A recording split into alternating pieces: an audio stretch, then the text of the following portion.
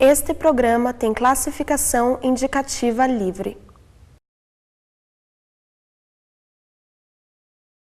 A Assembleia Legislativa homenageia o UFPR pelos 100 anos de história. Eleições para Conselho Tutelar acontecem nesse final de semana. No Dia da Consciência Negra, Curitiba resgata a cultura afro-brasileira. O Natal está chegando e o movimento no comércio aumenta em Curitiba. E na série 100 anos em construção, você vai conhecer melhor o Hospital de Clínicas. O UFPR Notícias começa agora.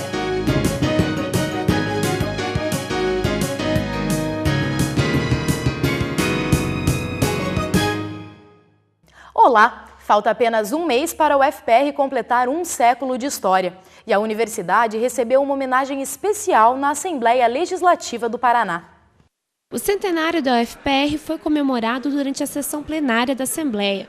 Os deputados reservaram um espaço para registrar a história da universidade. Para homenagear a UFPR, a Assembleia Legislativa do Paraná instalou uma exposição que reúne fotos que contam um pouco da história da universidade mais antiga do país. Além de receber a menção honrosa, o reitor usou a tribuna da Assembleia para ressaltar a importância da UFPR para o estado do Paraná. Para nós é uma honra a Universidade Federal do Paraná ser agraciada com essa menção honrosa, porque temos feito uma trajetória muito bonita em prol do nosso estado, transformando a área da saúde. Estamos na área da ciência, tecnologia, inovação, e isso, sem dúvida, desenvolve também social e economicamente o nosso estado, à medida em que a cada ano formamos mais jovens, que saem muito bem qualificados e com um conceito de cidadania arraigado, de que eles têm um dever com a sociedade, porque estudam numa universidade que é mantida pelos impostos de todos, uma universidade pública. Eu acho que foi um reconhecimento a esses 100 anos de história, transformando, desenvolvendo, impulsionando o crescimento do estado do Paraná. E a Assembleia Legislativa acho que é uma caixa de ressonância da sociedade paranaense. A iniciativa foi da deputada Luciana Rafaim, do PT, que aproveitou a oportunidade para se comprometer com a expansão da UFPR para outras cidades do Paraná. Por isso já estamos também com algumas solicitações de alguns municípios, de algumas regiões que ainda não existem um campus federal. Nós estamos solicitando, se possível, essa ampliação ou uma extensão dos cursos da Universidade Federal para essas regiões. Isso com toda certeza vai contribuir muito para que, além da formação dos jovens lá na própria região, no próprio município, vai contribuir para que diminua o êxodo das pessoas, essa saída das pessoas dos municípios para os grandes centros. Eles vão poder se formar e continuar trabalhando no seu próprio município ou na sua região. No dia 25 de novembro acontecem as eleições para os novos conselheiros tutelares de Curitiba. Você sabe qual é a importância desse serviço para a comunidade? Descubra na reportagem. O conselheiro tutelar é conhecido por proteger, tirar a criança dos pais quando há denúncia de maus tratos. O conselheiro tutelar, quando ele retira uma criança ou um adolescente da sua família, é porque esta criança ou este adolescente está em risco. E risco significa retirar para que haja uma medida preventiva de se trabalhar com essa família e de proteção. Mas a função desse profissional é muito mais ampla. É ele quem zela pelos direitos do cidadão e ajuda na elaboração de políticas de atendimento à família. Ele surge a partir do Estatuto da Criança e do Adolescente para atender crianças e adolescentes que estejam com algum tipo de demanda e precisem da chamada proteção integral. Nas eleições para conselheiro tutelar em Curitiba serão escolhidos 45 representantes para as 9 regionais da cidade.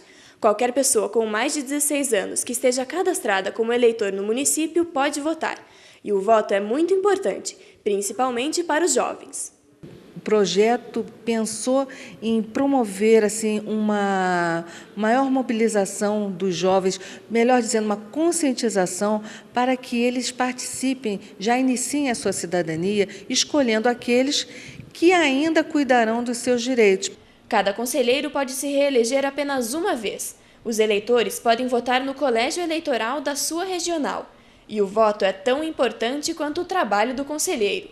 Por favor, votem, vejam quem são os candidatos, elejam os seus conselheiros, porque o Conselho Tutelar é o órgão responsável por zelar direitos. Então, não cobrem somente, votem também, porque daí o peso da sua cobrança é muito maior.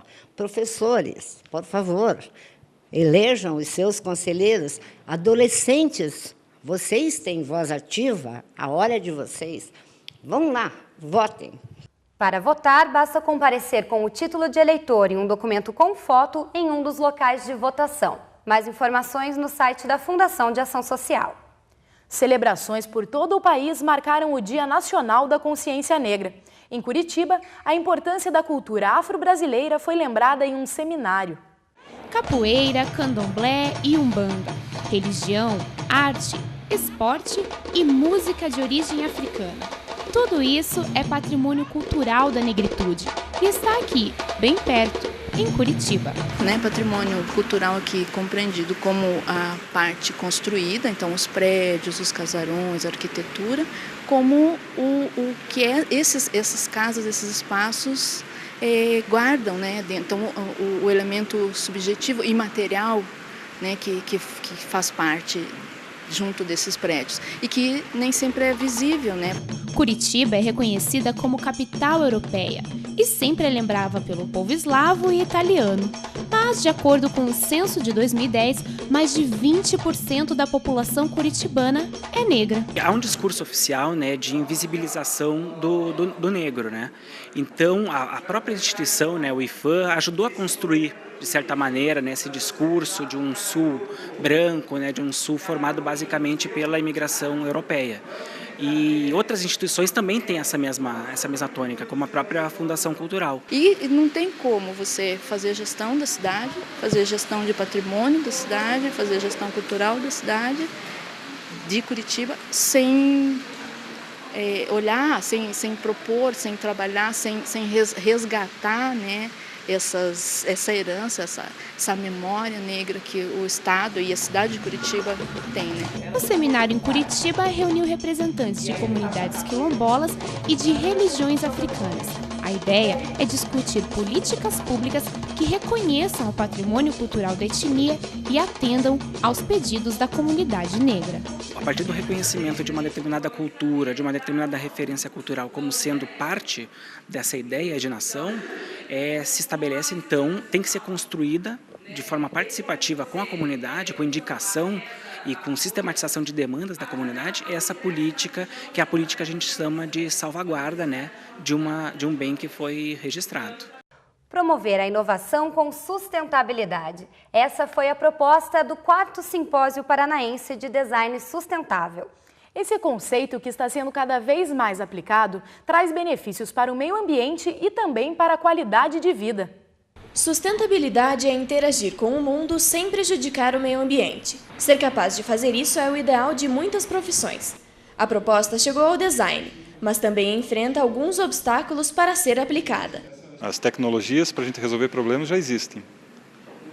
A grande dificuldade é a mudança cultural, as pessoas aceitarem, as empresas aceitarem. O design utilizado de forma sustentável já é realidade para profissionais e estudantes da área.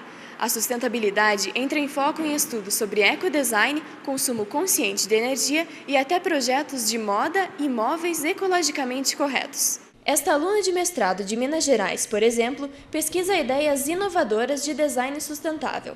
Quando colocado em prática, elas podem ser ferramentas para aumentar a qualidade de vida. Hoje não dá para o design mais ser um vetor de mais consumo, de um estilo de vida cada vez de menos qualidade. A gente quer trabalhar com a ideia de que o design pode sim ser um catalisador para uma mudança, para mais qualidade de vida, para uma condição que as pessoas também estejam mais felizes, e que os recursos possam ser melhor distribuídos. E se depender dos novos profissionais, o design vai sempre buscar preservar o meio ambiente. Eu acho que talvez seja o único caminho, não necessariamente a sustentabilidade empregada em produtos, no caso eu faço projeto de produto, mas nesse sentido do social, de tudo, assim, você tem que encarar a sustentabilidade de uma maneira muito maior, não só usar materiais sustentáveis ou processos sustentáveis, assim, acho que é muito social, tem que mudar mesmo para poder ter uma mudança maior.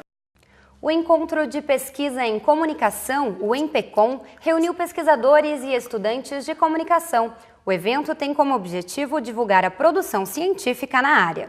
Foram mais de 200 participantes inscritos para a 4ª edição do Empecom, que contou com o lançamento de livros e palestras com profissionais renomados, como Jorge Sanches, professor da Universidade do México. Eu acho que se dá para que perguntas ou questões incitantes de duvidar das certidumbres ou certezas que o pessoal tem, seria com muito sucesso. Além disso, teve exposição de fotografias sobre a cultura negra e apresentações de trabalhos acadêmicos. Segundo a coordenadora do evento, o aumento das inscrições de artigos mostra que o Empecom cumpre a função de divulgar as pesquisas. A sua principal função é exatamente fomentar, e trazer à tona as pesquisas na área de comunicação e essa abrangência, de como essas pesquisas estão sendo realizadas no Paraná e na região. O Hospital de Clínicas inaugurou nesta sexta as novas instalações para o serviço de endocrinologia e metabologia. O setor recebe portadores de diabetes, osteoporose, obesidade, câncer e outras doenças, num total de 25 mil atendimentos por ano. Com a reforma, o espaço passou de 600 para 1.000 metros quadrados e espera atender ainda mais pacientes. Várias empresas, associações e instituições parceiras da Universidade Federal foram homenageadas no setor de Ciências Sociais Aplicadas nesta semana. O evento faz parte das comemorações dos 100 anos da UFPR. A Assessoria de Relações Internacionais da UFPR participou de um encontro com autoridades da Alemanha, no Goethe Institut de Curitiba. O encontro ajudou a estreitar os laços entre a universidade e o país europeu e a estimular as trocas culturais entre as nações.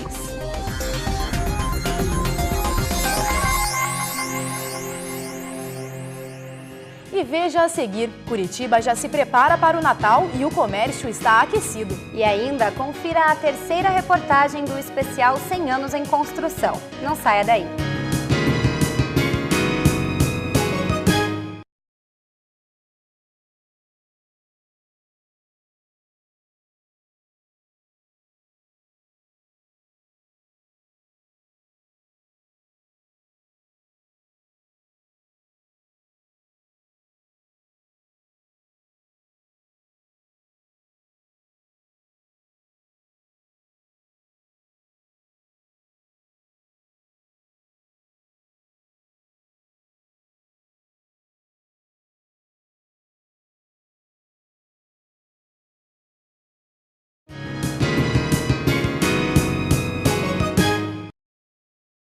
O Natal está chegando, época de comprar presentes para toda a família, mas para muita gente também é tempo de ganhar dinheiro. A luz de mais de 240 mil lâmpadas no Castelo do Batel celebrou o início do Natal na capital paranaense. O calçadão da Rua 15 já está sendo decorado para a data. No Palácio Avenida, presentes gigantes dão o tom da festa natalina. No ano passado, as apresentações no centro de Curitiba atraíram mais de 80 mil turistas. Os pontos preferidos foram o Coral de Crianças e a Galeria da Luz. Este ano, a programação promete surpreender os visitantes. Os eventos acontecem em pontos do centro da cidade. O tradicional coral do Palácio Avenida se apresenta já na sexta, dia 30 de novembro. As apresentações vão até metade de dezembro. Os eventos na Galeria da Luz, no Calçadão da 15, começam no dia 4 e vão até 20 de dezembro. O Paço da Liberdade também conta com espetáculos especiais nos dias 11, 12 e 13. As apresentações ainda vão acontecer, mas os pinheirinhos, as luzes e as fitas já tomam as ruas da cidade. E os curitibanos já sentem o espírito natalino. Eu acho que já está na hora de começar, assim, de enfeitar as casas, as lojas, eu gostei. É um clima que já as crianças já ficam bem animadas. A alegria, é uma época que todo mundo se une, né? É a harmonia, né, com a família, paz. É muito bonito. Muito bom para a cidade também, né? O movimento. O Natal é a época que a gente vê um pouco de encanto, né? A gente volta a ser um pouco da criança novamente, né? A gente espera sempre uma inovação de tudo de bom, né? Eu adoro esse clima de Natal, sempre gostei. O povo mais alegre, comprando. Olha, essa rua mesmo está maravilhosa. As festas de fim de ano também empolgam os comerciantes de Curitiba. Estima-se que as vendas aumentem 7% em relação ao ano passado. Por isso, as lojas aumentaram os estoques em 28% para o Natal e o Ano Novo. Enfeites para a árvore de Natal são os itens mais procurados. O aumento no estoque é para atender clientes como Dona Elizabeth, que está decorando a casa para as festas de final de ano. Eu vim por grafitas de Natal, árvore e alguns arranjos. Quero fazer alguma decoração na minha casa.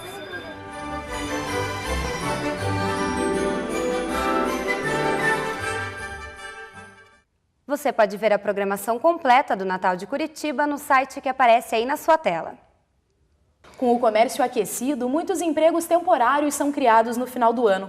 Para falar sobre como estão as contratações, recebemos o vice-presidente da Associação Comercial do Paraná, Camilo Turmina. Olá, Camilo, seja bem-vindo. Como que estão as contratações esse ano? Estão maiores do que em anos anteriores? A oferta, inclusive, as vagas disponíveis são muito maiores, porque a economia vem meio aquecida aí, especialmente os salários de menor valor, o piso salarial. Aliás, você não contrata ninguém hoje pelo mínimo, já tem uma majoração hoje de uns 20% em cima dos pisos das categorias, principalmente dos menores salários. Está faltando gente para trabalhar. E quais as áreas que estão contratando mais, especialmente nessa parte dos salários um pouco mais baixos? Principalmente o lojista precisa de gente para atender clientes. Então, o vendedor, o balconista, o repositor de produtos, os serviços gerais, quer dizer, a organização da loja, e mesmo o pessoal de serviço, restaurantes, todo mundo está precisando de gente. Então, como os salários estão mais aquecidos, está difícil contratar gente. Por quê? Os bons já estão empregados, mas é uma grande oportunidade para quem quer trabalhar agora. É um momento de buscar um trabalho. E a gente está vivendo uma crise internacional aí. Isso está afetando aqui o mercado aqui em Curitiba também? Olha, o governo acho que tomou grandes providências. Na verdade, nós estamos financiando tudo, né? Qualquer coisinha tem prazo para você pagar. Então, isso mantém as vendas, mantém a indústria, mantém o comércio aquecido. Nós não sentimos, aliás, estamos projetando uma alta de vendas ainda neste ano. Você comentou sobre as contratações, e existe chance desse funcionário temporário, contratado agora no final do ano, especialmente para o comércio, ser contratado em definitivo, quando acaba esse período, né? Isso existe mesmo? Como é que a pessoa pode fazer para ter mais chances de manter esse emprego depois da época de Natal? Olha, os bons ficam no emprego. Essa que é a realidade. Se o estagiário está pensando de ficar só 2 meses, ele não passa disso. Mas se tiver uma pretensão de carreira, é fundamental, porque esse primeiro contato de empresário e trabalhador, ele não requer um grande compromisso, quer dizer, não tem tanta obrigatoriedade e obrigação de nenhuma das partes.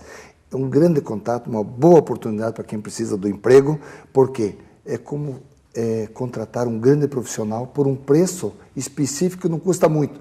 O emprego é garantido para quem quer trabalhar, porque esse contato permite essa proximidade e essa afinidade é para longo prazo, porque todos hoje, queiram ou não, precisam de mais gente para trabalhar. E para a gente finalizar, onde é que o trabalhador pode buscar essas vagas?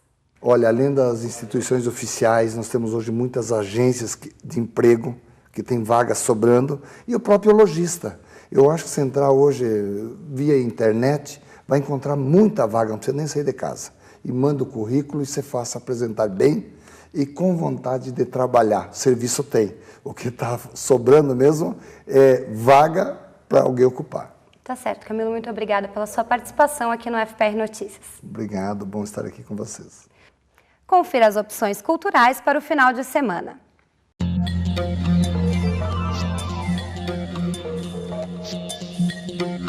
A Mostra Múltiplo Leminski reúne shows, filmes, debates e oficinas de um dos maiores artistas do Paraná.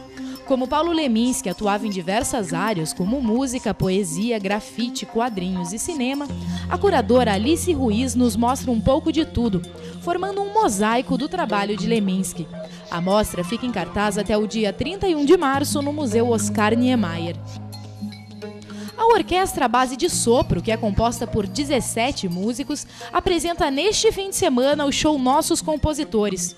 Esse projeto foi lançado em agosto, junto com o CD e DVD. O espetáculo foi desenvolvido com base na composição e transformação de arranjos diferentes para obras já conhecidas. O concerto acontece no sábado às 8 horas da noite e no domingo às 7. A Companhia de Teatro Palavração da UFPR está em cartaz com a peça Um Olhar Brechtiano. O grupo apresenta até 16 de dezembro a reunião de 4 peças de Bertolt Brecht. O espetáculo mostra a contradição em um mundo em que tudo e nada é possível ao mesmo tempo.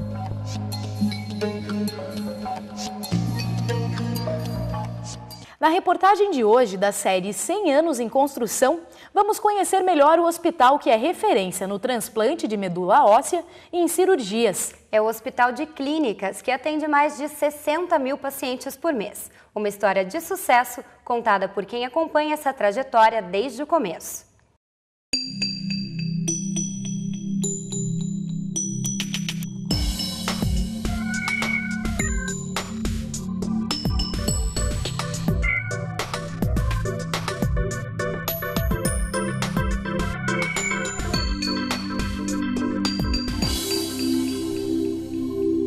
Além de produzir e disseminar conhecimento há quase 100 anos, a Universidade Federal do Paraná também preza pela saúde dos paranaenses.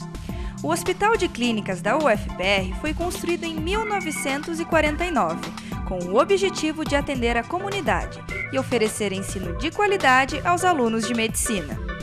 No início da construção, as obras do HC eram acompanhadas pelos curitibanos, que ficaram surpresos com a altura do prédio principal. Ele foi considerado o edifício mais alto do centro da cidade. O hospital também era considerado moderno para a época, por causa das instalações e dos equipamentos de última geração. Por isso, o HC sempre foi comparado a hospitais norte-americanos. Morava aqui pertinho e a obra, quando começou, a gente vinha ver a obra, mas aí não entrava, só via de fora, e ele foi tomando uma estrutura, um aspecto de prédio, de edifício, com a estrutura de concreto e subindo, e cada dia a gente vinha, tinha um andar novo. Ele foi construído, mas foi uma construção que para o acabamento, para os detalhes de aparelhagem, ela demorou muito tempo para ser instalada, mas ela foi sendo feita progressivamente até chegar na inauguração com muito esmero. Naquela época eu não conhecia o hospital americano, eu conhecia depois. Mas pelo que todo mundo falava, olha, puxa, o hospital parece um hospital americano. Dava uma impressão de um monumento, uma grandeza muito importante do ponto de vista dos médicos que trabalhavam aqui. Todo mundo elogiava e disputava o espaço para frequentar esse hospital. Ao longo dos 50 anos de existência, o prédio principal do HC ganhou mais blocos e salas de aula foram instaladas. Assim, os alunos de medicina da UFPR não precisariam mais estudar na Santa Casa de Curitiba. Tantas mudanças fizeram com que os blocos do HC não tivessem um padrão de estilo entre si.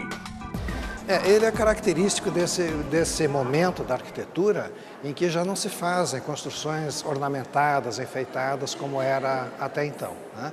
Então, nessa época, embora já existissem construções plenamente modernas em Curitiba, ele ainda, vamos dizer, ainda existia, né, uma certa tendência resistente a ornamentar os prédios. O HC já se liberta disso, ele já é um prédio quase moderno, né, e ele tem, vamos dizer assim, essa marca, né, dessa época na sua composição arquitetônica.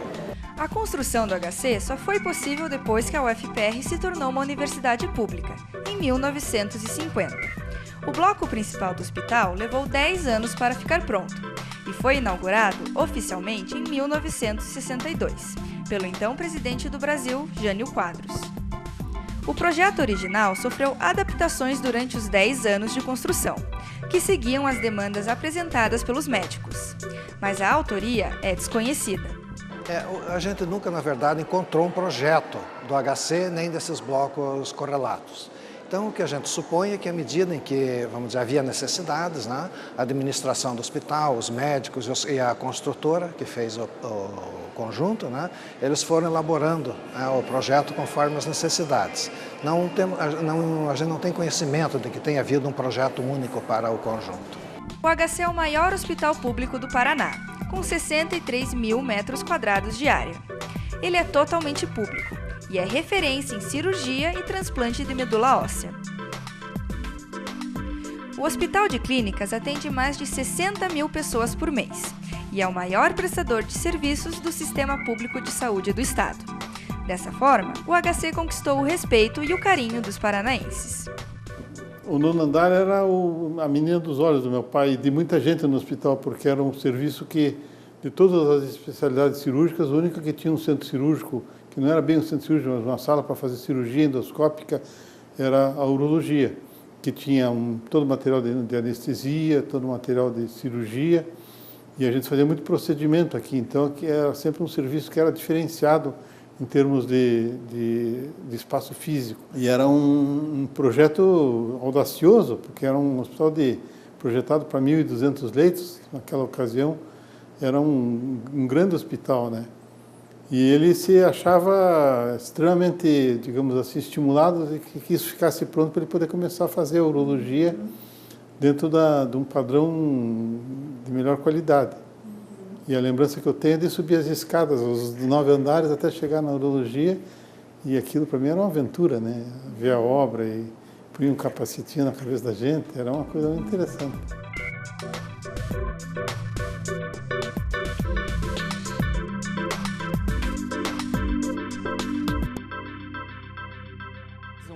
O FPR Notícias fica por aqui. Outras informações você confere no nosso site. Você também pode participar enviando suas dúvidas ou sugestões para o nosso e-mail. Uma boa semana para você e até sexta que vem. Uma boa semana. Tchau!